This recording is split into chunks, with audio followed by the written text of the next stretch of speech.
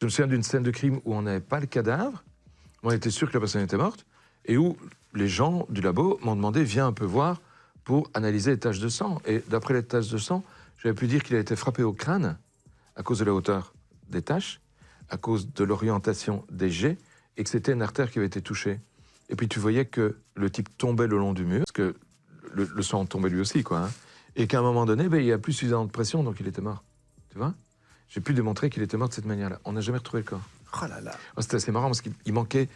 T'as une cheminée avec 2 chandeliers dessus. Il en manquait un des 2. Comment on le sait? Parce qu'il y en avait un de l'autre côté et que t'as une belle trace d'absence de poussière là où devait être l'autre. Et quand tu regardais le sol, il y avait eu un tapis. Et le tapis n'était plus un. Sur le sol, c'était pareil, c'est un parquet. T'as une partie du parquet qui était marquée par l'emplacement du tapis, quoi. Donc, j'en ai déduit que le type avait été tué avec le chandelier. Oui, c'est Cluedo. Il a été tué par le chandelier, dans le salon, qu'il avait été roulé dans le tapis et extrait de la pièce de cette manière-là. Le type qu'on a estimé être l'auteur présumé potentiel n'a jamais avoué.